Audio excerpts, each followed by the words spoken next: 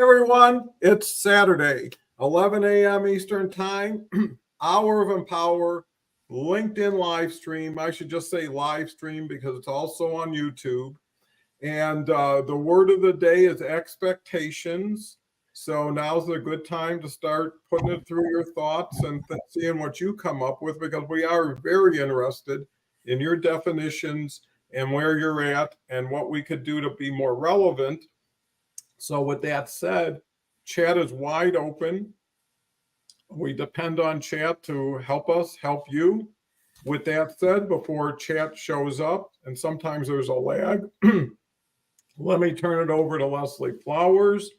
And Leslie can catch up to date on where she is, what her initial thoughts on expectations are, and then hopefully we get some comments coming on where we can start being more specific. So Leslie, take it away. Well, good morning, everyone. So Donald, let me say that in order for me to see the comments, they're asking me to sign in to YouTube. That's never happened before. So somehow through here, I'm not able to see the LinkedIn comments. So I'll just have to rely on you. Oh, that's even better. Okay, that gives you more time for you and what you're and more time for you. So, hey, hope everybody is doing really well today. This is one of my favorite subjects, expectations, because, you know, we all want things to go a certain way, but so often we don't deliver our expectations. We don't actually tell people what we want, and then we get annoyed when they don't do it. And I think this happens in business, right? Maybe the expectations aren't clear. And I, the biggest arguments I've ever had is that those weren't made clear up front. So therefore there was a lot of disappointment on both sides. And I think that, that's where I look at expectations is what was delivered. Hey, Kelly, what was delivered and what wasn't delivered. Right. And in most cases, we really didn't tell the person, we didn't give them enough detail. And so they were unable to succeed according to our standards, but there was no, magic wand, and there was no, mystic's globe to figure out what the person really wanted. So I think it sets up people that don't get the clear expectations of the person who's making the request for losing or feeling a bit of failure, that they didn't please the other person. And maybe there would be less of that, Donald, if we were more clear in our expectations of the other person. Kind of like what you did with me when I started being on the show with you 3-4 months ago, I think it is roughly. You were evolving the parameters and the best practices, if you will, as the show was evolving. And in the beginning, I was all over the place. And so I kind of feel like I was the sheep and you were the herding dog. Every show you would corral me into your expectations. Now they're your operating procedures. But, for me, I would come back and say, oh, well, how did I do? Well, you're getting better, Leslie. So which meant that I still hadn't grasped quite yet, and maybe I wasn't ready for it yet, where you were headed. So your thoughts, my friend. Yeah, well, that's interesting, and you're still all over the place, so that hasn't changed. But you do come back to center occasionally. Thank you. That's okay, because expectations are merely those, right? What you're expecting. And then slowly you get to realize what is actually happening, better or worse than expectation, and you adjust your expectation, right? If someone's always late, your expectation is they're going to be late again, right? They're not, it doesn't relate to positive or negative behavior, but to what someone over time has demonstrated. But are you going to modify your behavior? So if someone is always late and you know them to always be late, is that going to be your person of choice to execute something that you'd like to have done on time? Or based on your values, right? And your ideals and standards, you're going to want them. You're going to want people that align with that. So yes, they, Maybe, yeah. maybe, but here's the more tolerant, open-ended way to do it is having that communication with that person when it first happens or when it continues to happen to say, well, this seems to be part of how you do things, right? I mean, it is what it is, and you're always 10 minutes late, right? So should I just expect that you're always going to be 10 minutes late? So when we say 8 o'clock, it's really going to be 8:10. I know if we say 8:10, it'll be 8:20. So we just can't say what it is, you know? And at that point, you get an understanding. It's like it's okay to be late as long as we both know it's going to happen that way. Let me give you an example of this, and you're absolutely correct. You But, know, when but I go huh? ahead. Well, I was just going to say, when I led a publication team for like this thousands and thousands of page documents, proposals submitting to the government for these huge governmental agency distributions of medical devices, medicine, et cetera, et cetera. And when we would have a proposal, each of the PhDs would have a part. I was a proposal manager, and each PhD would have their part, and they had a deadline. But there was this one guy, right, who never would finish on time. He was 30 minutes late, and we had to ride him. Now, the reason the time was so important is because the production of these documents that are this big, takes time. It takes quality assurance going through every single document that the pages are right. It takes hours and then it has to land at the federal government by a certain time or it goes in the trash. Mm-hmm. Okay. So you can see that the importance of turning in the material to be edited and formatted. He never would do it. And everybody had a lot of agita, right? But this was my team. So I started to play a trick on him. I gave him the wrong time. I gave him an earlier time. So to your point, in this instance, I couldn't take him off the team because he was the PhD, right? But I could acknowledge that that's who he is. He was not going to change for me or any governmental contract. He always wants to make it better. That's just who he is. He knows that and that's the problem with writers, right? You've got to stop them or they'll go forever. Some of them will anyway. Well, anyway, one time I got myself in really hot water because I forgot to tell my team. So they thought that the earlier time was when they had to be finished. So they were frantic. And when they came to me, Leslie, how are we going to do this? I said, I apologize. I didn't tell you. We're on regular schedule. I just had to get his stuff in enough time for us to format it without being upset. To your point, this is a case where at work you can't really fire the person, but you can find a better solution. And so I wasn't compromising.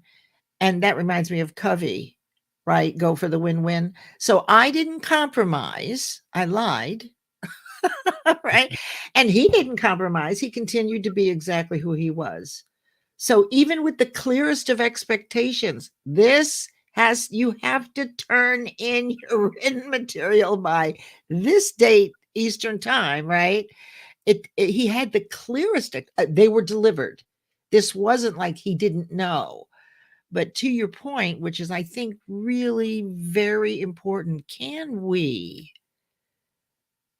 come up with a better solution that allows a person to continue being who they are rather than insisting that they change to match your values? Yeah, and I think that's an important point you make. And in essence, your expectation of them is formed by their performance in front of you or with you or whatever. And you just know, hey, this person's not reliable. And you know that going in, right? So your expectation when it doesn't happen is like, I knew it was going to be like this, but that was my expectation. So the expectation is not a matter of is it high performance, low performance. It's what is the reality of the future that's yet to be seen. And that's where you expect something, right? Going Yes. to the beach tomorrow, it says it might rain, right? But it just says it might. So you say, some people say, well, it's going to rain, I'm sure. And other people say, no, the sun will come out, it won't rain. But, it depends where you live. But the point is, it's when your expectations aren't met, not when your expectations of others aren't met, because you can't control those people. You don't know what's going to happen one day to the next. Someone can bump their head, someone can have an issue, but you know what your expectations of yourself is, Mm-hmm. Mm-hmm. and that you have that expectation. I can cover anything that isn't right around here, But right? that's a rare. What you're talking about is rare because I think, well, at least in my experience is that people, if they know what the rules are, if you will, in a corporate environment, we meet on time, right? Then this is when I coach in corporate, right? How to change your mindset to look at, well, what is the value of arriving early? Let me give you another quick example, and then I'll be quiet for a long time. And I'll be quiet for a long time. You can be quiet for a short time and be quick on this time. But Okay, so when I was first learning to coach about 2003, I had a group of coaches in this program teaching me how to coach, and I had people in the program in my group that weren't coaches, and we would meet once a week for 3 months. This was called self-expression and leadership, right? This was more an advanced course of landmark education.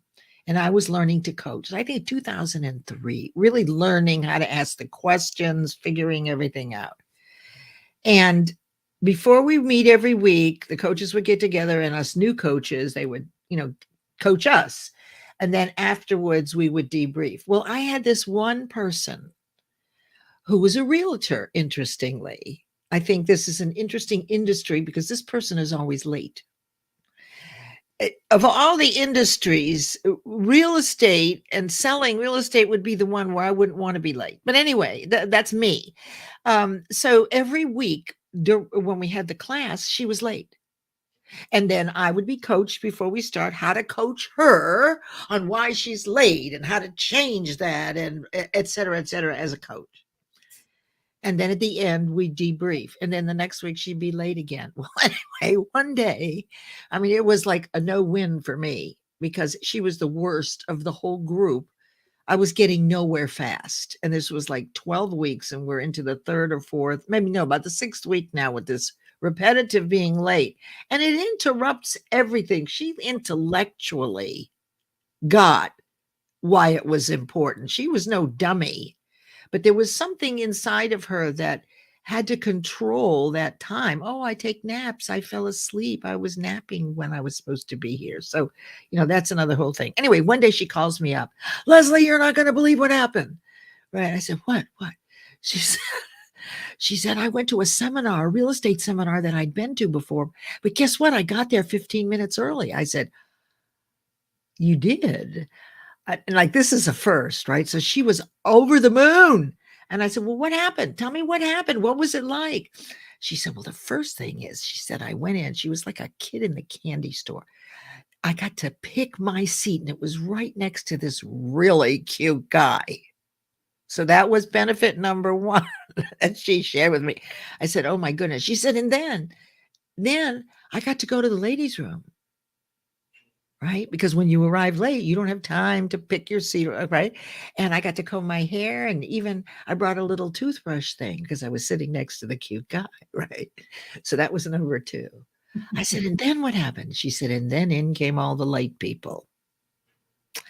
And she said, I saw myself where I thought that I would slip in, that no one would notice. Those people didn't get to pick a chair. They didn't get to go to the bathroom. They didn't get to comb their hair. And so it was very clear that she, had an experience, right? A transformational experience. Now, years and years later, we all reconnected for breakfast one morning, and she was late. However, I have to tell you, she called on the way to say that she'd be 10 minutes late, which was okay with me, right? So I think it's a lot of times it's common sense. Like these people that this also happens with PTA groups and church groups, right? As I'm raising my kids, oh, let's have a fair, let's have a carnival, and everybody gets together. Oh, I'll do this, and you got 30 people signed up to work on the carnival. Yeah, guess how many show up? Six, the same six that always show up. So the thing is those are the people that don't show up, that are always saying they'll be there and they won't be there. You don't call them at 3 in the morning when you have an emergency because Yeah, they're not count onable. The end. yeah, no question. But before we go too deep, let's go to our audience. Kelly's here. Kelly's here every Thursday and everywhere else. Has a great show, The Awesome Journey with Christy Howard, Tuesday, 1:11 p.m. Eastern Time. I recommend it. Maria's here. Great to see you, Maria. Great to see Kelly and Maria. Carrie's here with his jokes. They keep telling me to stop telling Thanksgiving jokes, but I can't stop cold turkey. It's a great way to wake up with nothing but jokes. Maria, and that's why you can treat business like it's family. You run a business, you can't have people straggling in when they choose to, just because that's the way they are. People say it's who I am is a BS excuse. And I agree with you wholeheartedly, Maria, because, wherever I was, it was me and that person.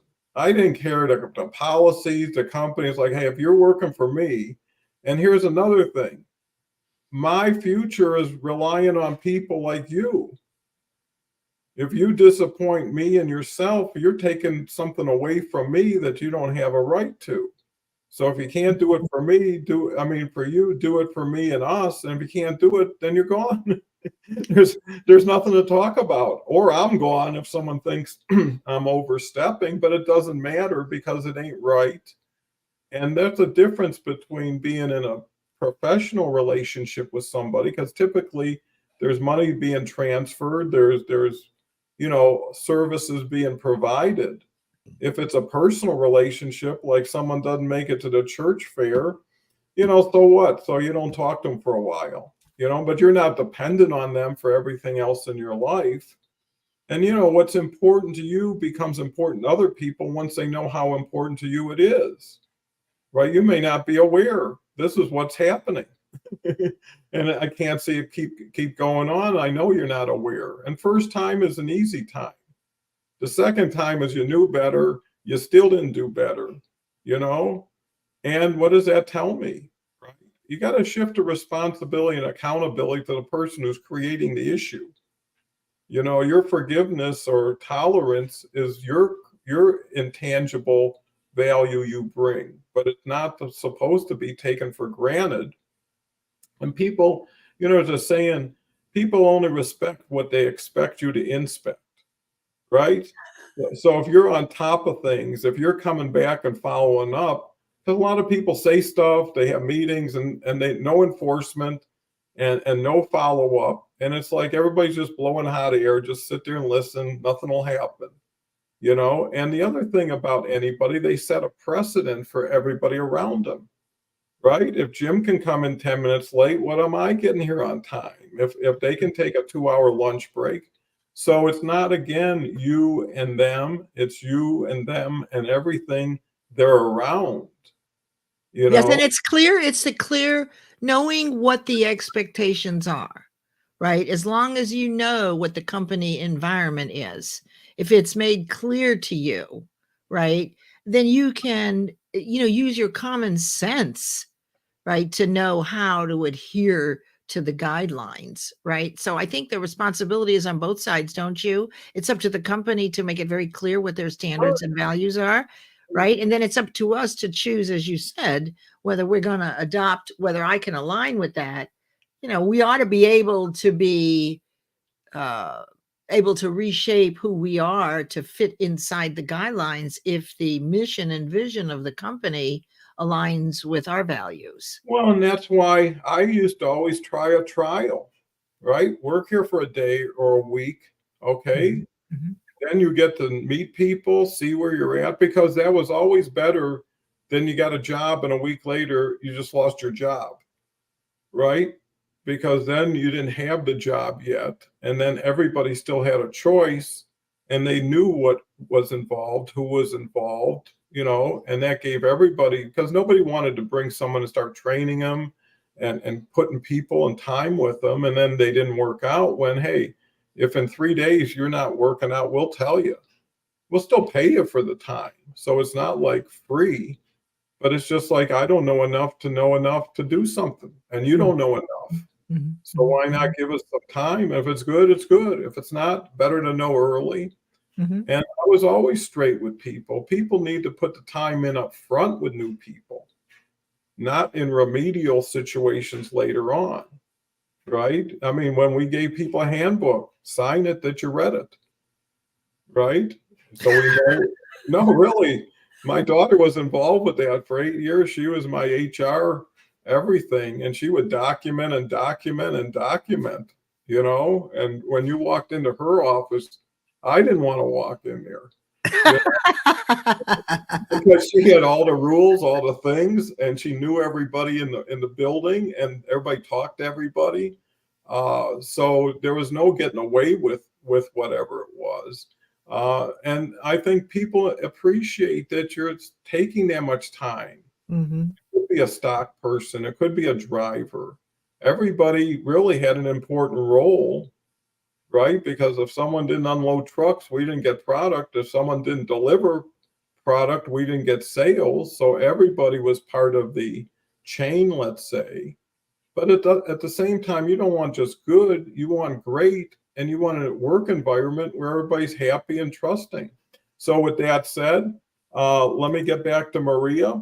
Personal values or company values. If there is a late policy established, that person's accepted. So they have to align with that. 100%. Yeah. I mean, if you know and you don't do, what's the issue? But Tell Donald, that's common sense. And there are a lot of people that are very intelligent. Okay, they have the degrees and everything, but not everybody has common sense. And I don't know if you can ever learn it. I don't know. Well, common sense isn't that common for one thing. And those people, when I had to let people go, I would always say it's not a good fit. I would never say, oh, you're too slow or you don't pick up or you don't do this, because what's the point? They're going to go with that for the rest of their life, those words.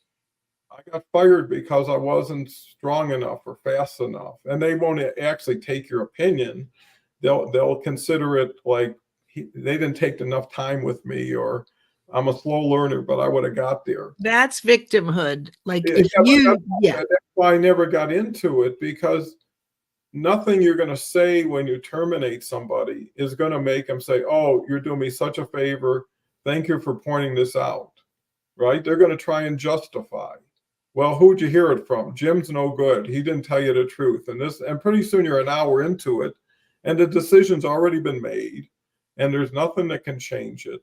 Right? So it was always like, thank you for this, thank you for that. It's not a good fit. And you know what? Someone who's habitually late or can't follow policy will fit into companies where they allow people to be habitually late, and they don't care if people follow the policies, and maybe it's loose and it's informal and it's spontaneous, and some people can operate with that, especially if it's in a creative thing, right? If you're looking for ideas or thoughts and not like manual activity, right? If you got to come up with a marketing logo, Mhm. right? You don't care how long it takes, you just want quality. Well, Right. when I worked in startups with programmers, right, who were working on creating environments for load balancing and all sorts of deep, interesting things, right? They didn't have to work 8 to 5 Mm-hmm. because they would pull 12 and 14 hours, or they would come in when whatever the product was finished running, right? There was still some resentment. However, the parameters were defined. So everybody in the company knew, right, that they worked a lot of off hours. And so it was more like, okay, you work 40 hours it almost doesn't matter when you do it because it's driven by the deadlines and the sequencing, right?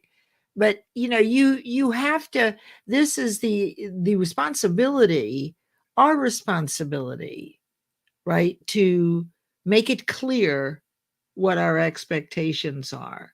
And I have found that the disagreements that I've had with people, and really there's just a handful throughout my whole life, I usually agree with everybody, right?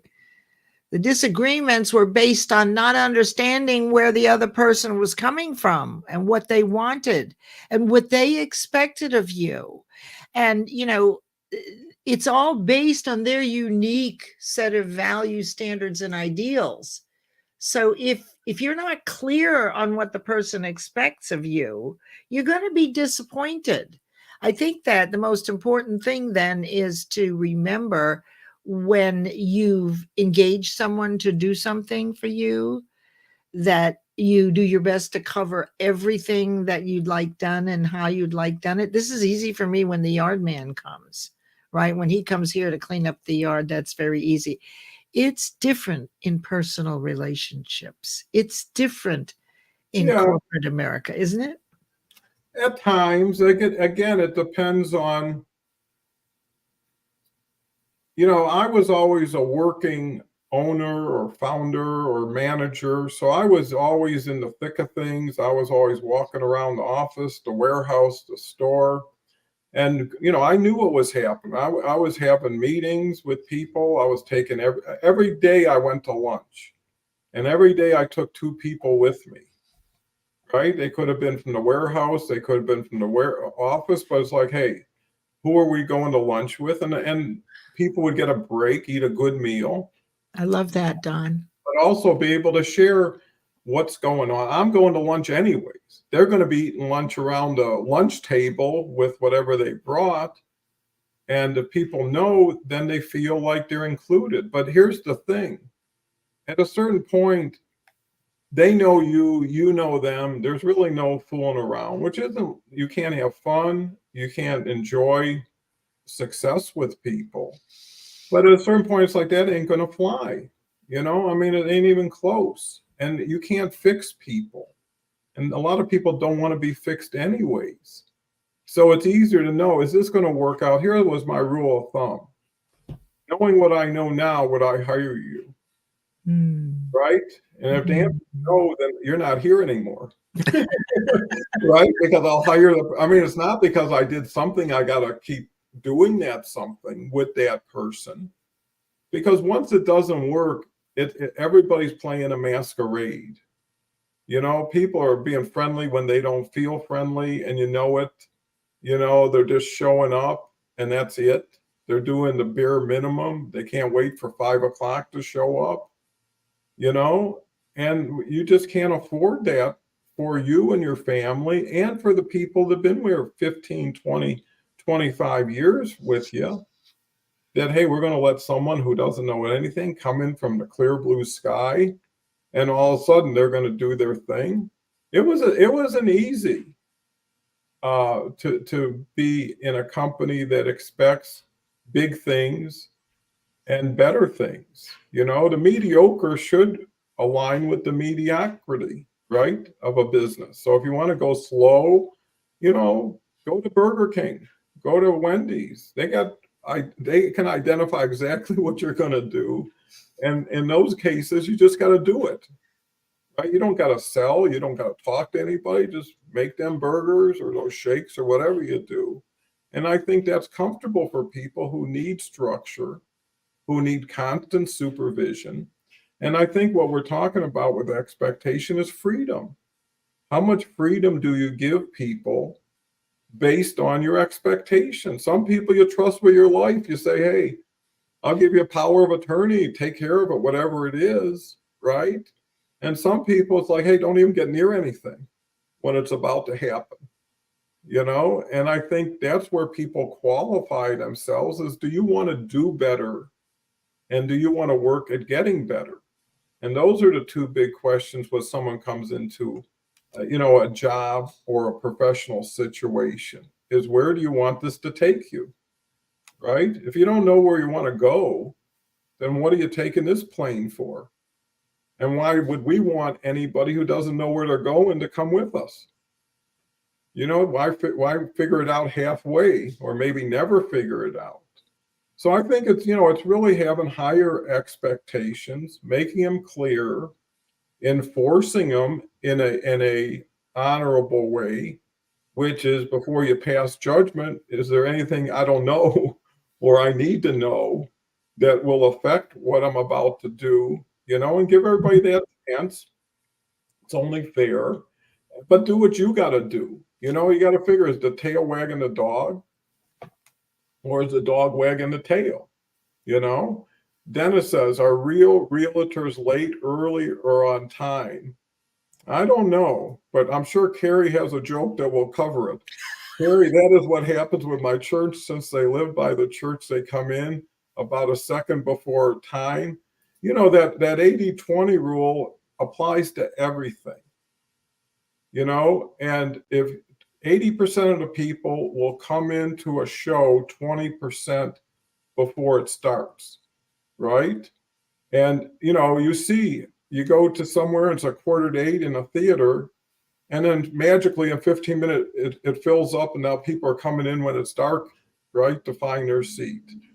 And I always wondered about that, because what were you doing with your time before you decided to leave for something?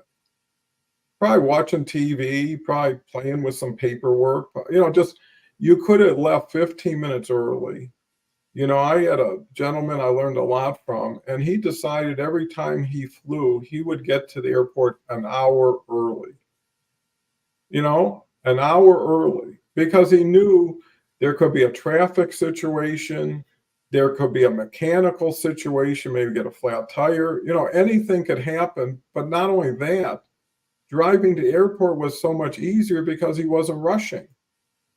How many times you get to an airport, you got to park your car, you got to get your luggage checked in, you got to get to the terminal, you got to do that on top of driving in busy traffic, So how does that relate to expectation? It's you put yourself in those positions of expecting nothing will go wrong on the road. Everything will go smoothly at check-in. You ever get to the airport and a line just for TSA is like out the door, and you say, what happened here? So anyways, what I would suggest is exceed expectation, especially early on when you're starting with somebody. And that really, like the Bob Burks thing, is be a go-giver, invest in people, be proactive, be everything you want them to be back at you, right? And maybe you can have a role in adjusting those expectations of other people. And your reputation and your image, is based on how you conduct yourself in early relationship aspects. Personal values or company values. There's okay, we talked about that. Getting to Paul's here. Great to see you, Paul. Hello, Dr. Leslie and Grandpa Don. Grateful to be here to learn and support you both today. Great to see you. Always great to see you. I'll say one thing about Paul.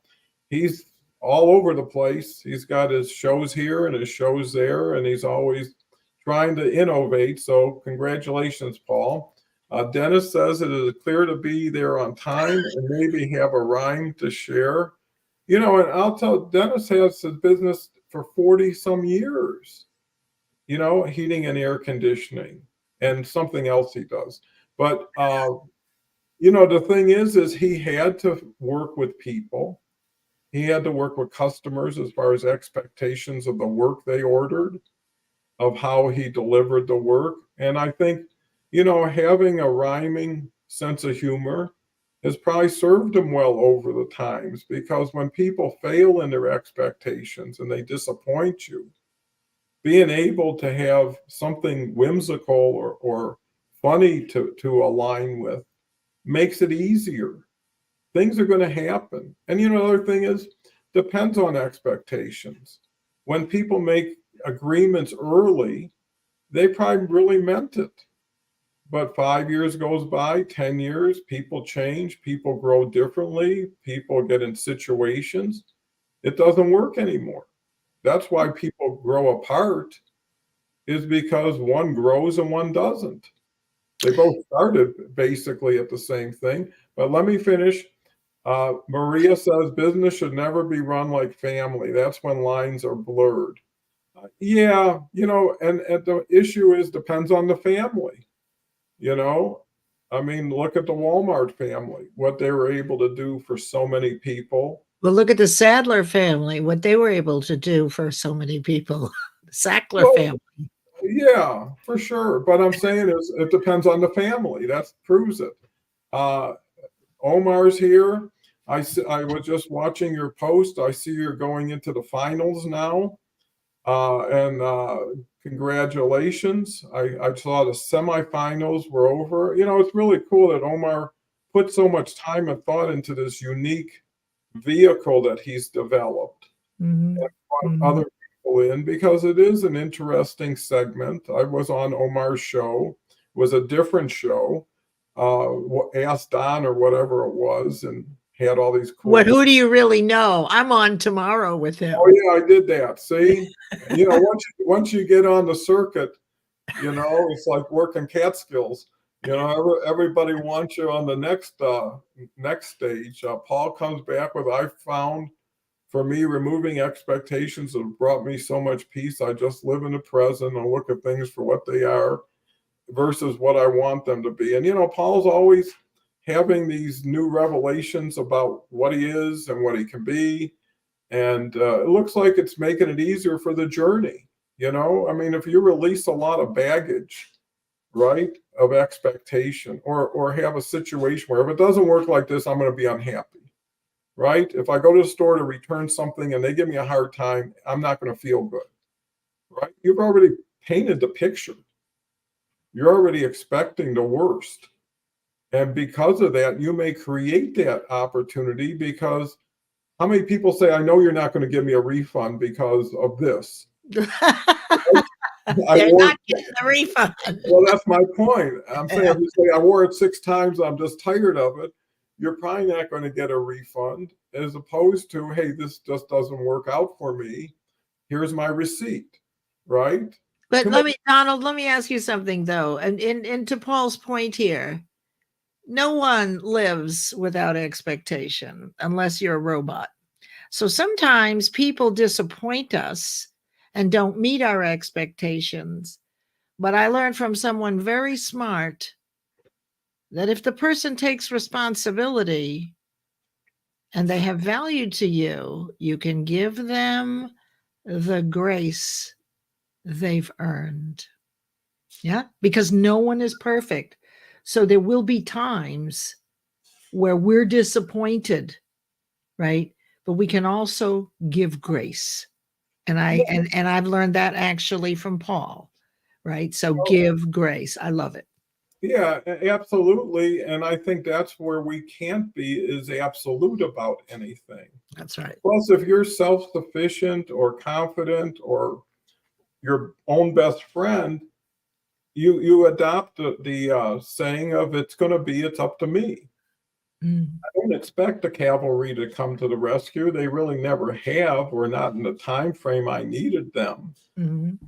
So when someone disappoints me, it's like you just disappointed yourself too, and us, because there's three parties to a relationship: you, me, and us, right? And if someone's Mhm.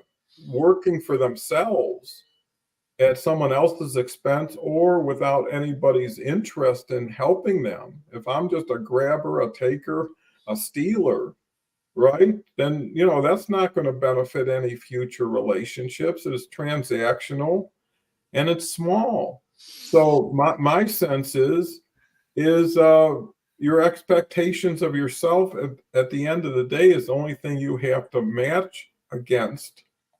And, by being honest with people, which is hard, you get to the bottom faster. Too many people say, maybe it's not what I think. Or, they're always forgiving something they know isn't worth forgiving, but it moves the needle forward. It's like, okay, I don't want to deal with this anyways. But what happens is that person who's sneaky and thinking, can I get away with this? And they do, then they start thinking, can I get away with a little bit more next time? And it reminds me of that story of the turtle and the scorpion, right? And Scorpion goes up to the turtle and says, "Can you give me a ride across the pond there?" And the turtle says, "Well, you're a scorpion. You'll end up killing me, if you bite me." And he says, "Well, no, I wouldn't do that. Not if someone gave me a ride across the pond." So halfway across the pond, the scorpion bites the turtle. And before the turtle dies, it's like, how could you do that? And the scorpion says, "You knew I was a scorpion when you put me on you," right? So it's the same thing. It is what it is. Accept it for what it is, and people for who they are. It's not their fault, and you don't have to relate to them any more than the time you decide to, right? If it's a free and honest relationship. And if two people don't want to hear what you have to say, it's never going to work out. So if someone says, "Well, it's too early to tell them about this," maybe, but again, everybody's different, every situation. I think at the end of the day, what are you comfortable with? How much lack of expectation does it have to be to fail your criteria? Paul says most bad relationship people know instantly, and they chose to ignore the signs because they focus on potential. It's ironic because your goals are opposite and you have to focus on the potential instead of your reality. And the other thing, Paul, which I agree with you, is you got to know how to pivot and pivot fast, right? You were here, you were there, it didn't work out. You go back to where you're comfortable, or you go to a new place, and relationships change. Hey, I used to go to the yoga class with you all the time. Well, I'm giving up yoga, right? Nothing against you, but we're not going to classes anymore because now I'm into gym or something. Mm-hmm. I think at that point you have to honor people too, who say, I've been meeting expectation, but it's not going to happen anymore because now I got another responsibility, or I just can't get up that early. It's okay when people admit on their own that I'm not going to be able to meet expectations because of this, because that gives everybody a reset. Okay, now how do we reset it? Someone just had a baby. Well, I'm going to have to spend some time at home, right? There's a different circumstance and situation, and somebody will say, "Okay, let's put something together that's comfortable for us and then reset the expectation." Or, hey, take a sabbatical, and when you come back, we'll see what the expectations are. So there's a lot of middle room. There's a lot of, it can't be stay or go, but a lot of it's conditional. The way you talked in front of all these people, we're not going to have you present anymore for a while, and it's just because you didn't meet expectation. And I think the other thing is people should know when you offer them something, it's something that's an opportunity for them, not an entitlement, right? Mm-hmm. Right? Because, oh, they let me speak, I'm a speaker. It's like, no, you're a speaker when the audience tells you you're a speaker. Dennis, unfortunately, common sense, that's what that we just mentioned. Facts. Maria comes back with a week is not enough to know anything, and besides, what do you tell your current employer?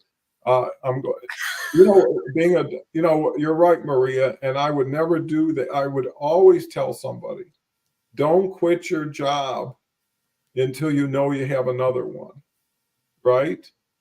So to get in. Don, I was just thinking about this. Excuse me for interrupting, but I remember the epiphany I had decades ago. But when I first started working full time and getting that job, and then there's this 90-day trial period, right? And I used to be so worried, right? Am I going to make it through the 90 days? And then one day, I don't remember, I was not too young, but it occurred to me, oh,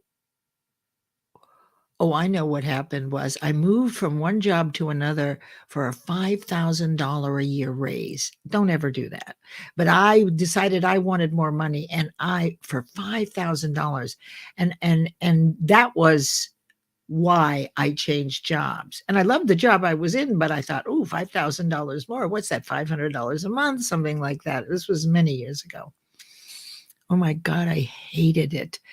And in a month, I was back over at the original place and they took me back. I said, well, do I get to have it at the 5,000 extra? No, Leslie, we're going back to right where you were. But the point is that is our 3 months, to Maria's point, to evaluate them. Mhm. And I was worried that it was one-sided. There came a time when I realized, oh, well, I also get to evaluate you. Do I want to work full time here? Mhm. So it was no longer about money.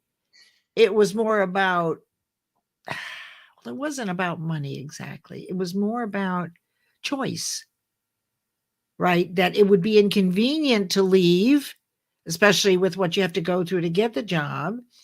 Yet at the same time, it put me in the catbird seat.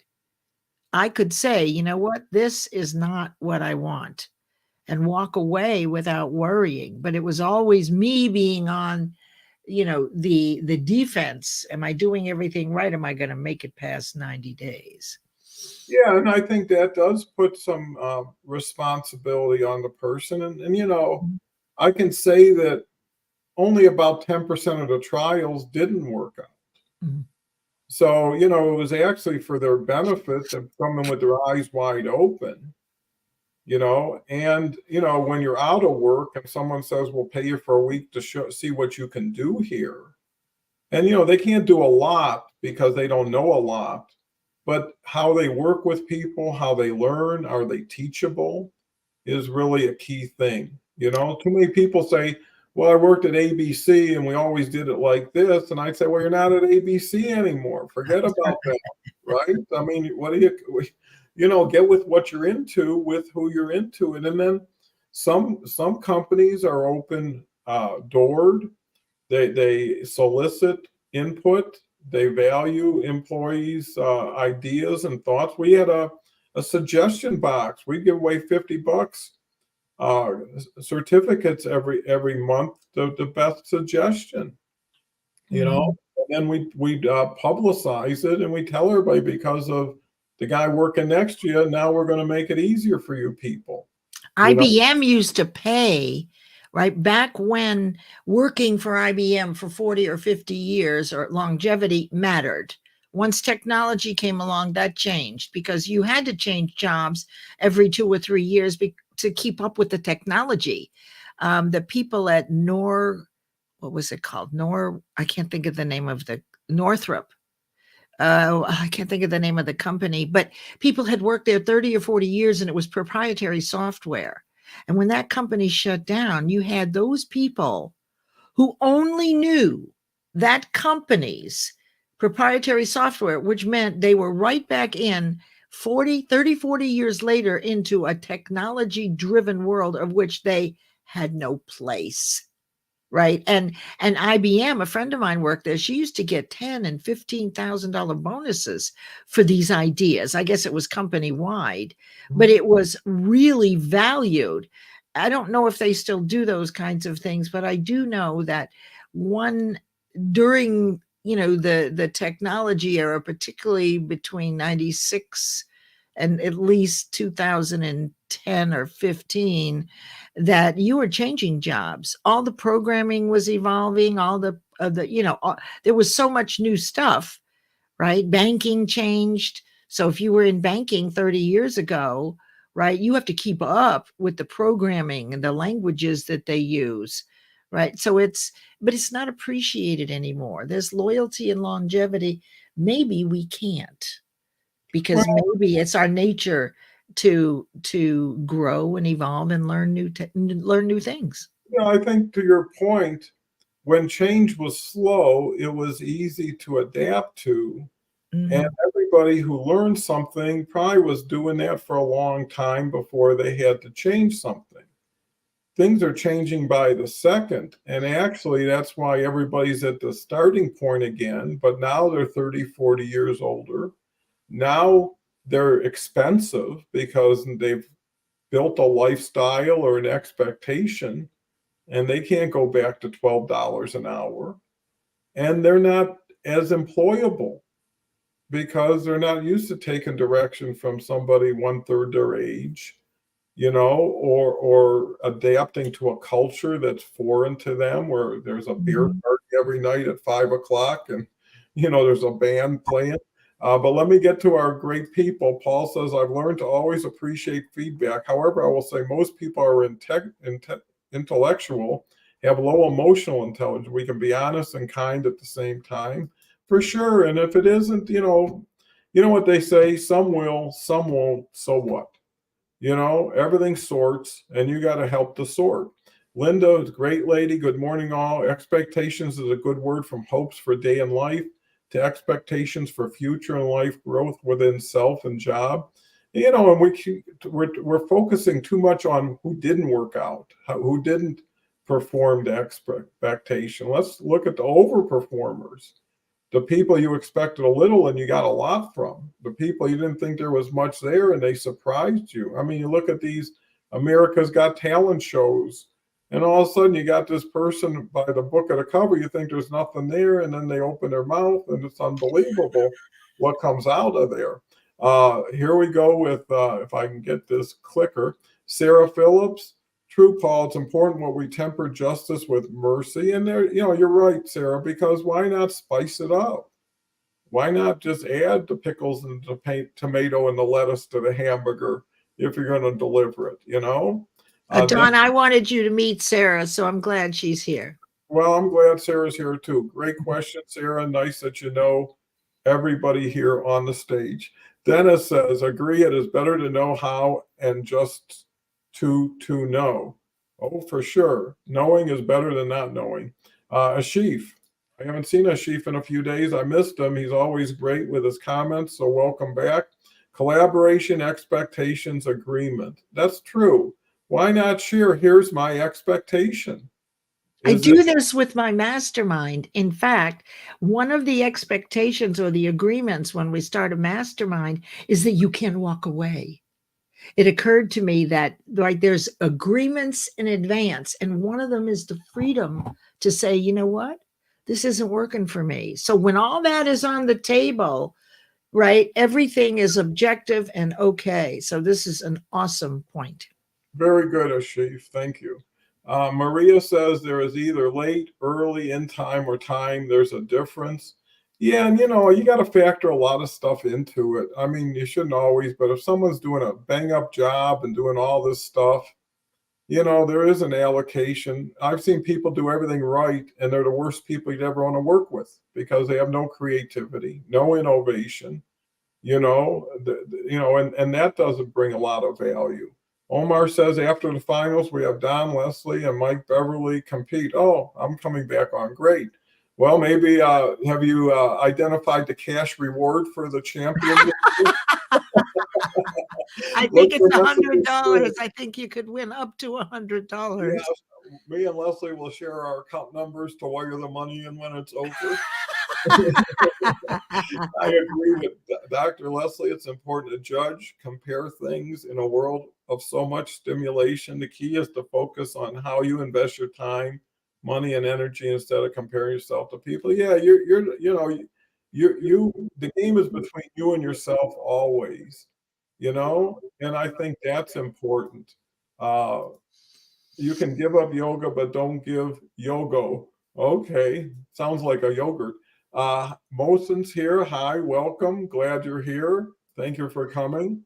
Sarah comes back with a great point. Leslie, I learned years ago that when I went in for a job, I was interviewing them as much as they were interviewing me. Why not? This is your life. This is where you're going to spend a lot of time with these type of people. And, I didn't have a problem with people asking questions of me when I interviewed them, as long as it was done in a respectful way. Right. And it was relevant, right? If people start asking about personal things or financial things and they're looking for a job, it's like, hey, that's not very accommodating. Maria says you also have to do your due diligence and learn about a company, speak to folks. Now it's easier. Before it could have been a challenge. And now with LinkedIn, the best thing you could ever do for a job is have a referral. Right? If someone I really know and trust says, I got a person who'd be great for you, they're going to get closer to the front of the line. I also don't want to respond to the common sense comment. and confirm that it can be learned. I grew up privileged with my grandparents, was always book smart and had no life experience till I was 17. My grandpa had a quote, experience will always be your greatest teacher. For sure, and that's all you can go with. Ashley's here. Petra, haven't seen you in a while. Missed you. Hello and good morning. Great to see you. Says hello to Paul. Great to have community. Linda comes back. Oh, fact. Computer world has changed and grown so fast. I was a senior in high school learning how to be a key punch operator. That's old. The storage room was so big, taking much room, and I did work as a key punch operator, not one envisioned, but I entered all the information from each shift for health at a steel mill in 1970. I was stuck in a closet with screen, keyboard, and data cards from each person working that shift. That dream of cards floating in. I hated the job. Well, and Ashley says, missed you guys too. Great. And I remember when I started a business, we took inventory with index cards. We would be like, okay, got a wrench set, add one, sold two. Now we have three. And what really made our business just be super successful? We're the fastest growing business in Colorado one year and was 162nd fastest business in the United States. I mean, I was part of the first Inc. 500, not 5,000 list, and I maintained that for 3 years in a row. Tell you one other interesting thing. I was 162nd that year, and Bill Gates was 162nd the next year. He learned from you. No, he followed, but where he went, where I went was two different worlds. But it was just interesting in that, it was kind of a smaller world back then. And I've learned, experience does teach you about expectations because you got more to compare to. This person reminds me of Joe from that time I was working with that person, right? And this is what Joe was used to doing and how I felt about Joe. And that's probably how I'm going to feel about this person. And you're right. Everybody's got a choice, and everybody should have a choice. You go in for a job, you want to leave there thinking, hey, I did something great. I got a wonderful future. Or, hey, I got to have courage enough to say no to something I know isn't me and won't work. And all I'd be doing there is sucking up a paycheck long enough for my dream job to come along. And then how fair are you to the company who doesn't know that, who expects you to follow your word and commitment to them? And I think that's where things get kind of wonky these days is no matter who's signing your paycheck, you're working for yourself. And you should know that. And if I was working for somebody, I would learn as much as I could, as fast as I could, so that I would be better for the experience moving on to something, or better for the experience there. But that's another thing. People have to know there's coaches out there. There's people who've had that experience who can kind of tell you, here's how you should represent yourself. Here's questions you should ask. Here's things you shouldn't do. I mean, why not get ready for the big game? This could be the career of your life or the opportunity of your life. And I do say one thing, interviewing, you should not be taking up most of the oxygen. If you're there to be interviewed, you got to let the interviewer do their job, and only respond to what people ask you. The people that say, let me go into details, like you just lost it, right? Another thing is, not that this word is interview, but expectation. You got to be able to look the person in the eye, right? You can't have an interview looking at your feet, looking off to the side, because what I always thought, if you can't sell yourself, how are you going to sell my product, right? If this is important to you and you don't pay attention, you're not well groomed, you're not on time. To the punctuality thing, I forgive a little bit, but once someone passes a minute beyond it, my enthusiasm starts going down quickly, right? And if it becomes like 5 minutes, I'm almost like I prefer not to even say anything. And no one knows who I am because they don't know me. And maybe in the past, that's what got them by. But, even to Leslie's point, If someone says, my car broke down, no problem. Let's make another time, or hey, you want to do it an hour from now? Yeah. But if you don't let me know, That's right. That's right? an undelivered communication, right? We call it ghosting, or right, but it's this common sense. And to Paul's point, maybe what we have to do is learn the hard way, right? Maybe, right, when you come in green, you have to stub your toe because that is your experience and the way you're learning. Like a coach won't tell you what to do, honestly, on that point. The coach's job is to ask questions for you to figure out the answer rather than giving. I mean, occasionally you can say, do you mind if I offer this suggestion? But the coach already knows the answer and knows that you know the answer. And it's the craft, if you will, of asking questions that ignites something inside the person. It touches maybe one of those neuro-linguistic pathways that fires, and the person goes, oh, I get it. I mean, when I was working with a friend who I knew for many years who worked in publishing, really long story short, we were having lunch one day and she didn't know what to do next. She was out of publishing. And I asked her this one question before lunch started.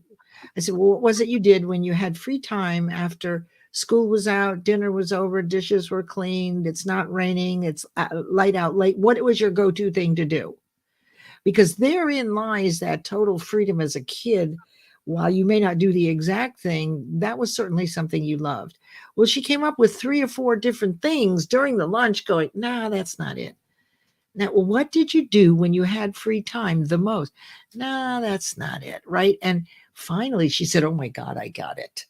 And we were eating puttanesca, which is the best pasta. Anyway, what she did was her dad always had a vegetable garden. And what she did in her free time was to go out and work in the garden with her dad.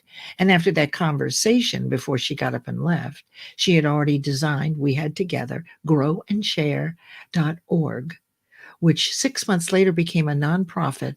And it was all about reducing the carbon footprint carrying vegetables across country. And she got people locally to donate, Walmart and Lowe's and all that, to donate the seedlings. And her husband built a greenhouse, and all you had to do was come and get the plants. She'd start them. And your agreement that you signed was once they harvest, it's called growandshare.org, that you promise to put a basket of the harvest out by your driveway for your neighbors. Well, And that that was from one lunch with one question. And it's this magical thing that happens. It's like a spider web with electrical points. Somehow I visualize this because that question kept refiring until she got the answer. Well, that's important. I think it just shows you how an idea can transform itself into a service. Yeah. Okay, so let me go. Ashley said, okay, Paul's back. Grant, did you switch to StreamYard? Certainly did, and the experience was like night and day from Restream in every way. It's only $6 more a month, not the indexes. Paul says the index cards. the tech issues of LinkedIn Live have been so unfortunate. But I read an article last night, and they are, if you're a premium member, they are creating all these AI opportunities. Even when you do your profile, it'll say, would you like 3 AI suggestions for it? Right. And it keeps taking it down different roads, hopefully to improve your situation, because they have 900 million people to gather information from. They know what works and what doesn't. They know how their algorithms working. So they can allow you to, like the badges, what that did is allowed people to have to do 3 things every 60 days to keep them. So now there's more content, there's more sharing, people get you into the know, there's more recognition. So I believe, because I've been in some things like eBay when they started, Amazon when they started, a year from now, people who engineer this and do best practices are going to find themselves on a wave that can carry them to places they never thought possible and improve their situation. And so let me cover some more. Well, we got Bill Gates. Oh no, I like you. Okay, representing a company means exactly our commitment, responsibility, respectability for that company. That's if you could be that, you're going to be one of the few highly valued people.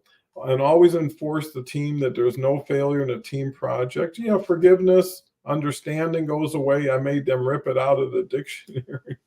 Uh, that is what I do when I want to relax. Probably gardening. I love gardening. I kind of guess that. Paul says, "Oh yeah, I've seen that. I still get reach and impressions. It's just the interaction. You don't see all the comments, or people can't see each other to network." You know, and that's another expectation. Technology is always going to be challenging. Technology is always going to be changing, and you got to have an approach to it. And my approach is I always go to YouTube and watch videos. Before I did StreamYard, I watched an hour, probably about 7 6-minute videos. I was so much smarter when I figured out how to do StreamYard after listening and hearing this in advance. Too many people throw away the direction book and the manual, and they intuitively say, well, here's where it is. How many times did you ever do like model airplanes and there's 12 pieces left over? Right? I hired my Don when I moved into from Zoom on Facebook into Restream. I hired an expert who I happen to know in the Restream studio for 2 1-hour Zoom sessions, $250 each hour. And I had the recording of every single thing because I wanted to know the technical so I could focus on the content. Right? I mean, that I think was the most important thing. And I'm still grappling with Restream a bit. Well, everybody is. And that's the expectation now, that it's not as desirable as it could be, not as effective. But, you know, you compensate with quality with quantity, right? Mm-hmm. If you can't get it right, maybe you can get it more often and incrementally be out there. Because you know what? If it's a level playing field, it doesn't matter. If everybody's restream is crummy, then everybody knows it's crummy. And that's your expectation. Something will probably go wrong. Somebody will. You know, but you know what? Part of what keeps me there, and I know it's not at all logical, is their reps are in the Ukraine. So there's just some little heartfelt thing that even though I get pissed off at them, right? Because I don't think they do a great job at all. And I tell them very often, my heartstrings, are involved. And the last thing I want to say about expectation, one thing I learned from Paul, and I've used this for years, the definition of expectation, which maybe we could have started with this, we could certainly end with it, it's likely to occur.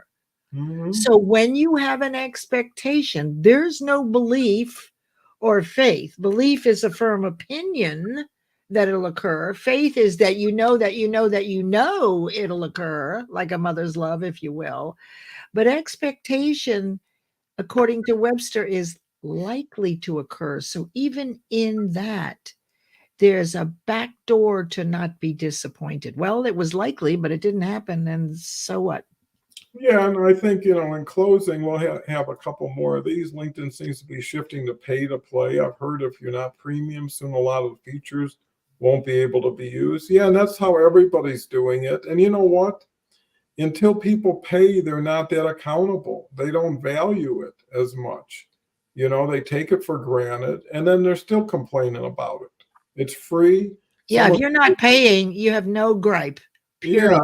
yeah, if it's free and you're using it and you don't want to ante up to the 60 a month for premium or the 120, whatever it is for Sales Navigator, Mm. then your business isn't worth 60 a month, I guess.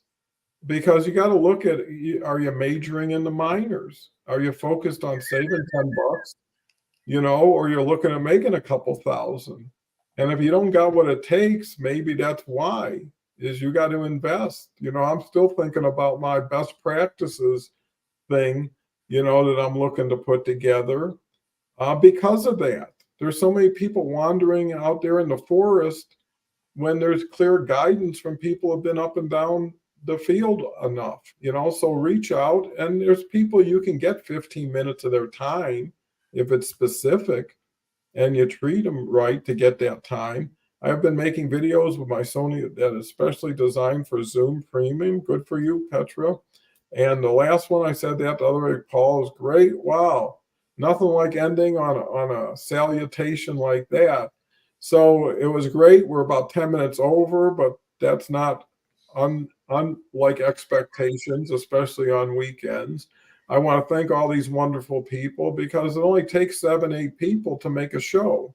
That's right. Right? I mean, that's who we can interact with, and it shows that we even needed more time with what we had. So I want to thank everybody. Come back tomorrow if it's Sunday. It's Sarah Dawkins. She's been here for about 9 months. On Monday is going to be Gretchen Skelka and Jason Gerardo will be here. He's been here in the past. Really great guy. And then Tuesday is Beverly. And then there's Kathleen is coming back. She did a great job. And then Friday is Kelly with Con, a new gentleman, great guy. And then Jeffrey Lackey's back. And then next Saturday, we should have Leslie and Catherine back again. Yeah, I have to double check that. You'll definitely have Catherine. I've got something happening that day. I'm speaking in a New York event, but I'm not sure what time. It's Zoom, so I can do. I'll let you know. I'll be here waiting for that with that expectation. So with that said, I'll let everybody get along with their Saturday. Thank you so much. I hope everybody learned and grew and got some nice takeaways. So take care. Bye for now. Bye, everybody.